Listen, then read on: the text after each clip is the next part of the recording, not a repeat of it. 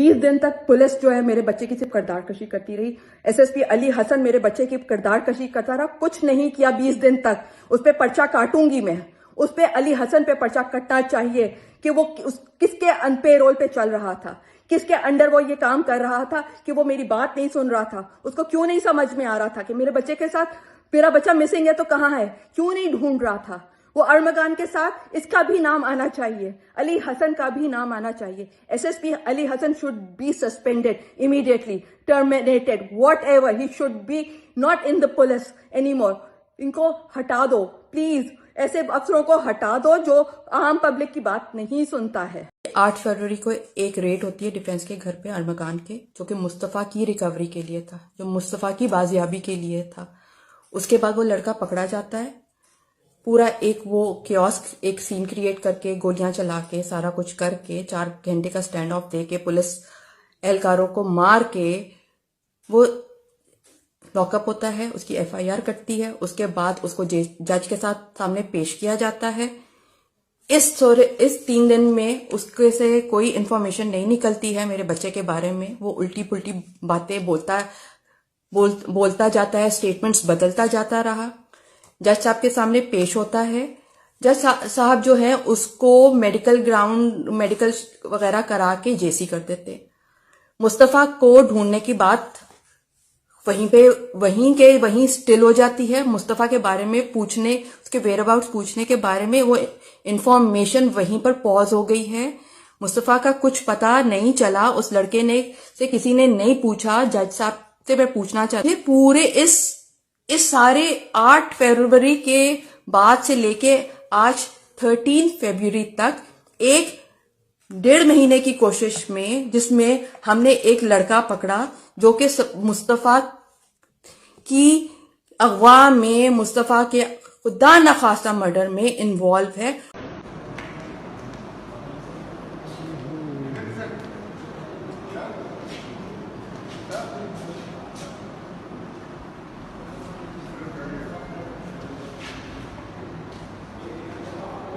और उसमें से मुस्तफ़ा का जिक्र ही खत्म हो गया है और वो जाकिर हुसैन साहब दबा के बैठ गए उस इंसान को।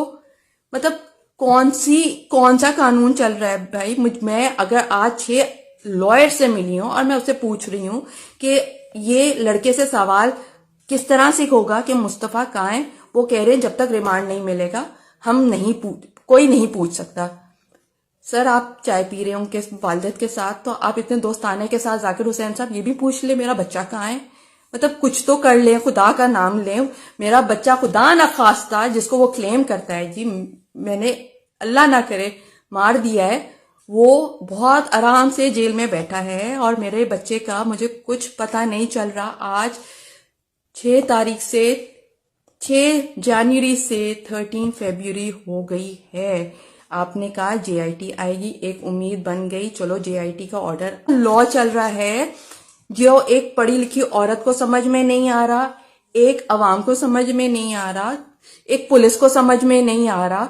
मतलब पुलिस के एहलकारों को मारता है, अनलाइसेंस्ड वेपन्स निकलते हैं, मेरे बच्चे का फोन मिलता है, वहां पे कोई वारदात हुई है के सबूत मिलते हैं, लेकिन उस इंसान से, उस अरमगान से, उस टेररिस्ट से कोई सवाल नहीं कर रहा है। मुझे नहीं पता, मुझे मेरा बच्चा आप दे दे जाकिर हुसैन साहब, आप दे दीजिए मेरा बच्चा, क्योंकि आप ही उसको लेके बैठे हुए हैं, आप ही उसको डिफेंड कर रहे हैं, आप ही उसको बचा रहे हैं।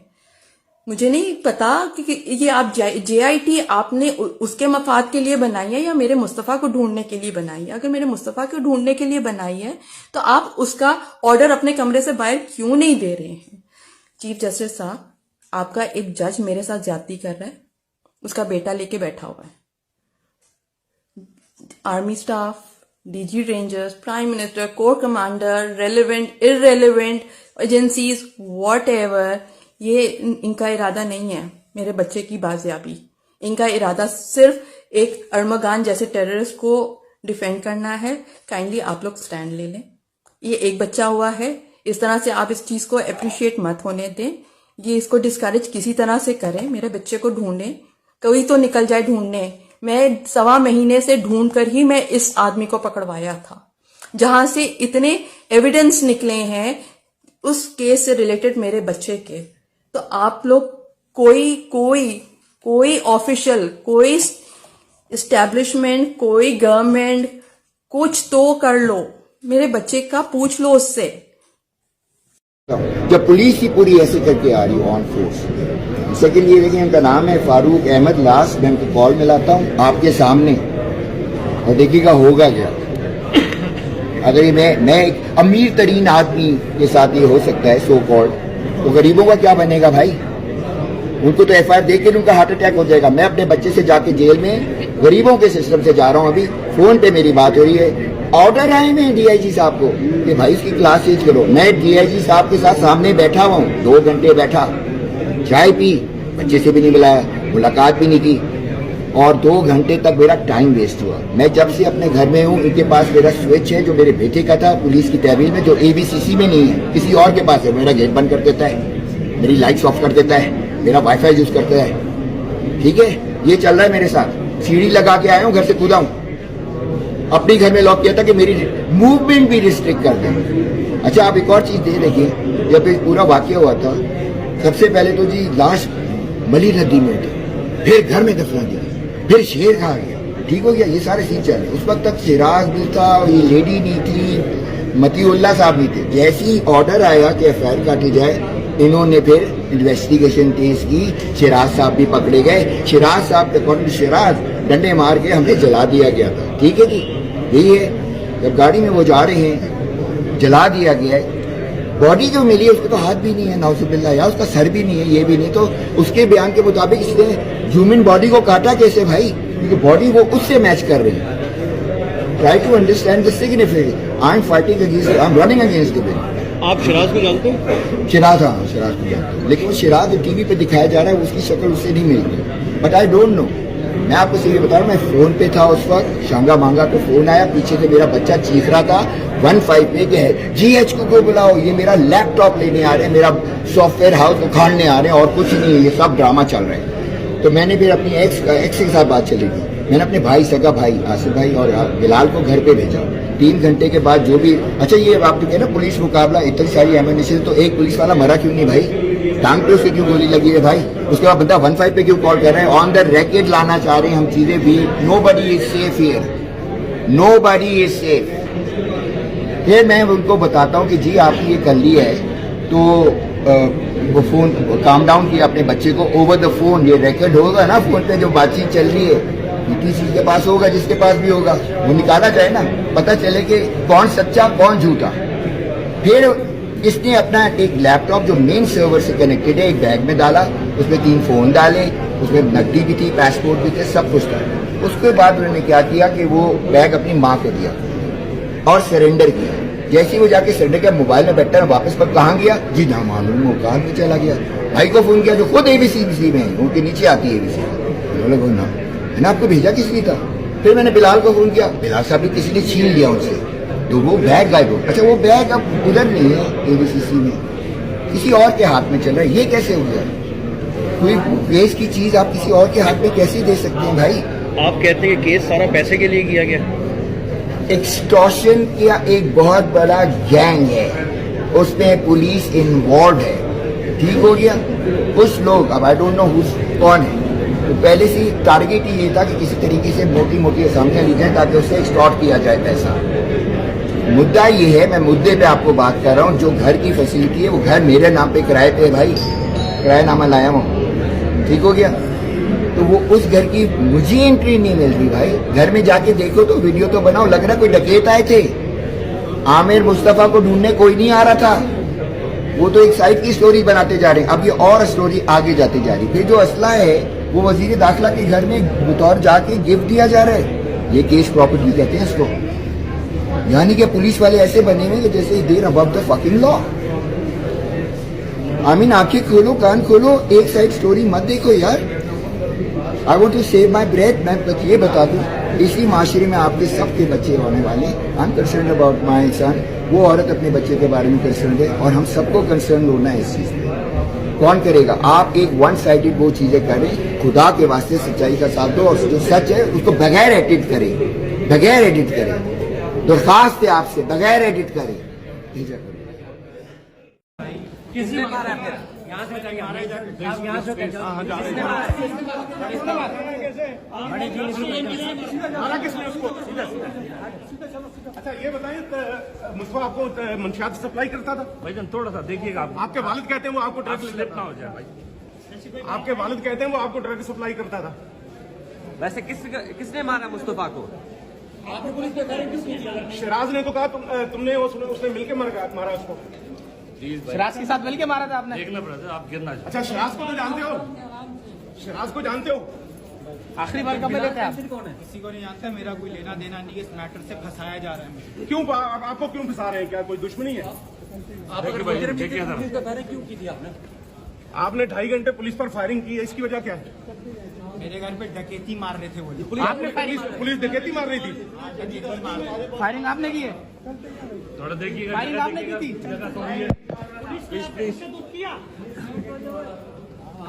असला सारा गैर कानूनी कहाँ से लाए थे आप? असला कहाँ से लाए थे आप?